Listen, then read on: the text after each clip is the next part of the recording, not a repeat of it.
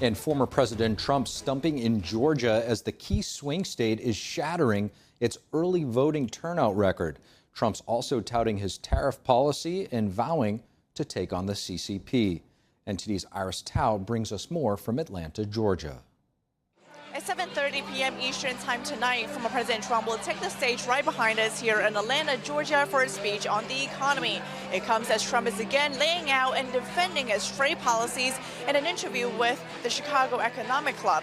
Trump touting his tariff policies for companies that are going to make their product in the USA. We're going to protect those companies with strong tariffs because I'm a believer in tariffs. And vowing to prevent China from damaging the U.S. auto industry. I put tariffs on China, but I put 27.5%. Otherwise, we'd be flooded with Chinese cars. And all of our factories would close. We'd have no jobs at all in the auto industry. But while Trump says his policies will bring companies back to the U.S. without raising costs for consumers, the Harris' campaign is calling Trump's positions unpopular and damaging. In a statement, the Harris campaign says Trump's proposal to raise the national sales tax will raise costs for families by thousands of dollars per year. Meanwhile, polls are showing the two candidates in a dead heat, and voters are excited here in this key swing state. As the first day of early voting kicked off here in Georgia on Tuesday, a top election official here in Georgia says by 4 p.m. more than 250,000 people have cast their vote, shattering the state's early voting turnout record on the first day.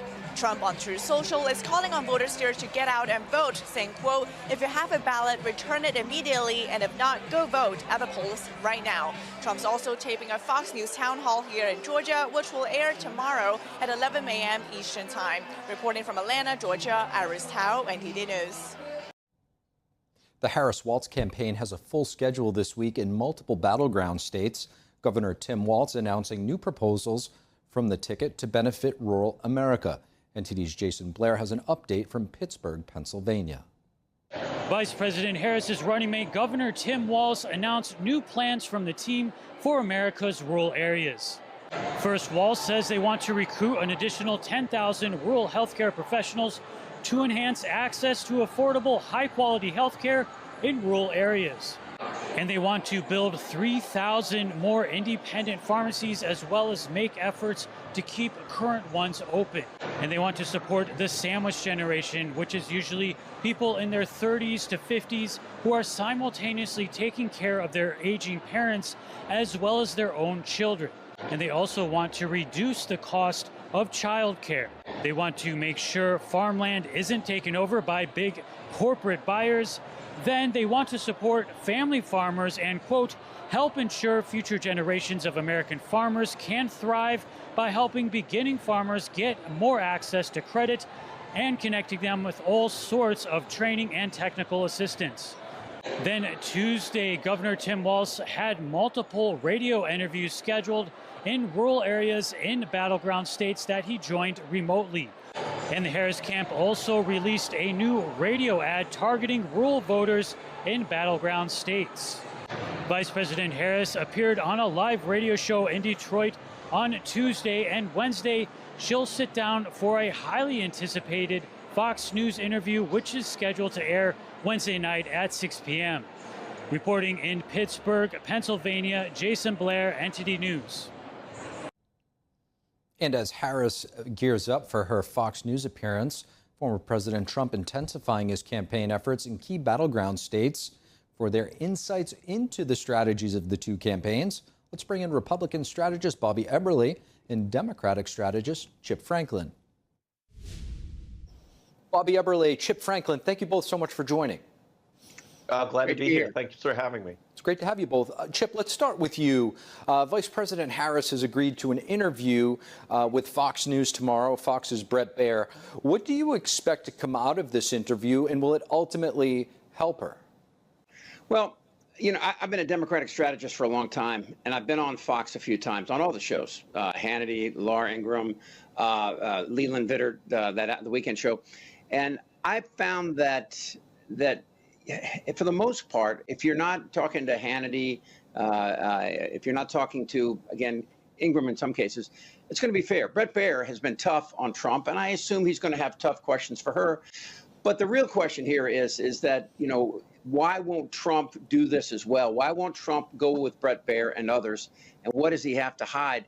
I mean, I know what, we all know what they're going to ask questions. They're going to ask her about immigration. They're going to ask her about the border bill. They're going to ask, again, you saw Youngkin talking the other day about Trump's promise to go after Schiff and other radical left in the United States with the military.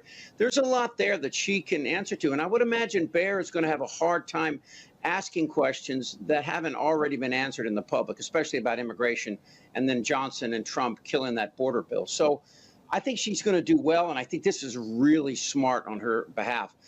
I think she's doing it in a lot of reasons because the race is that close. And I think she realizes that there are people that are going to come watch this. There's 100 Republicans now that have left, and they're in Harris's camp. So I think she sees this as an opportunity, and a good one. Bobby, what would you like to see Bret Baier ask Kamala Harris? Well, yeah, this is a question. I agree a lot with what Chip was saying about, these questions. She has been asked these questions before. Bret tends to be tough on Trump.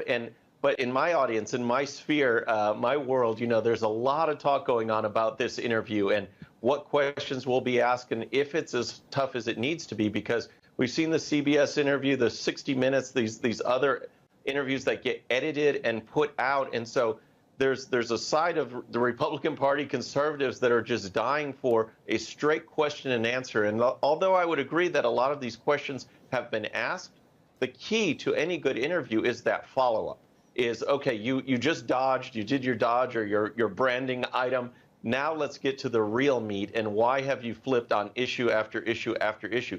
I think if Bret could probe into that and get some straight answers as to, why my values haven't changed, but my positions on issues have, then I think it could be entertaining and informative. And I don't really think she puts a lot at risk there because of the way the campaign's been trending. You could tell that the basement strategy changed, and so they're out there doing more of these interviews. I just wonder if it'll be enough. Chip, I want to tap into your Democratic strategist background here, with Harris seeming to face a bit of a dilemma. How much to align with Biden versus how much to differentiate herself from him? What approach do you think would be the best path forward for her right now? I'm a big Joe Biden fan. So I think what Biden's economy is a great thing. If you look at the economy and, of course, the GDP that he's had 7 quarters of plus 4% growth, where Trump never had 3% growth in all 16 quarters he had. And you can go back to Obama and Clinton and see the Democrats have done great things with the economy. So I wouldn't run away from that. And you got to remember, too, that Biden was a real proponent for protecting Ukraine back during the Clinton administration. This is a man that has loved democracy, and he's been a servant for this country for 50 plus years and has done wonderful things.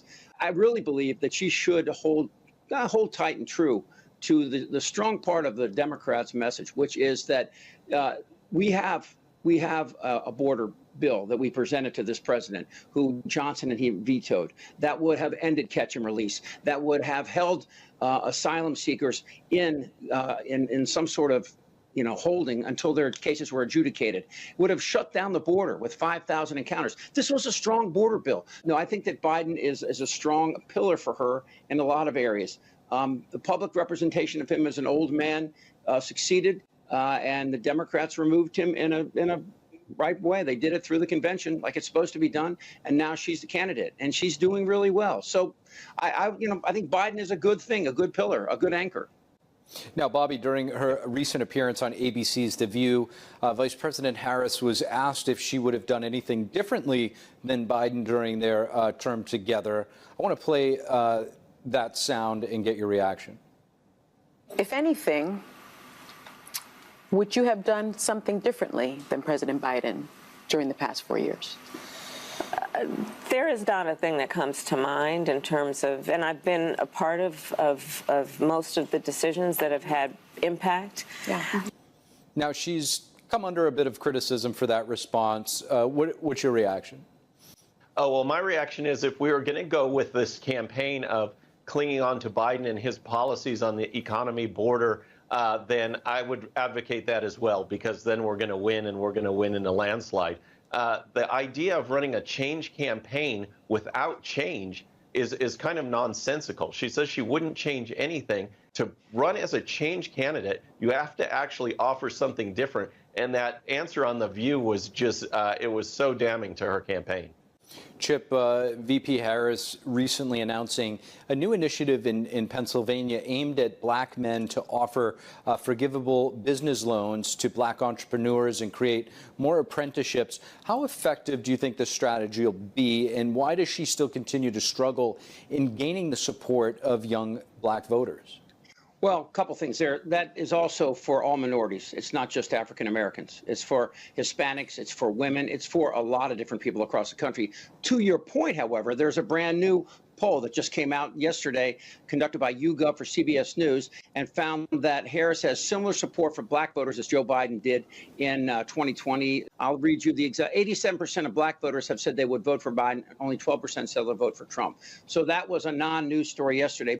Bobby, it's sort of fascinating that Kamala seems to be struggling with younger minority voters versus Trump struggling with white women, suburban voters. Why do you think this is? And what do you think the younger minority population, why do you think they're gravitating more toward Trump this cycle? Well, I think you can sum it up in one word, and that is real. And that is why Trump's going on these podcasts. And when he does, the reaction he gets from minorities or just young people in general is just, it's outstanding. And the reason is because he's not afraid to go out there. He's not afraid to talk issues and just tell it like it is. People on the street interviews when they're talking about Kamala Harris is fake, just not real. They don't know where she stands on anything. So now in the home stretch, the final 3 weeks, when something does come out about a new plan for this group or a new plan for that group, it doesn't resonate because people don't believe it. They believe now in a campaign that's floundering and will say anything. And so I think that is what you're seeing, that positive reaction from younger voters actually motivated for the Republican candidate, which is great to see. Bobby Eberle, Chip Franklin, really appreciate both of you. Thanks, guy. Thank Appreciate you. it.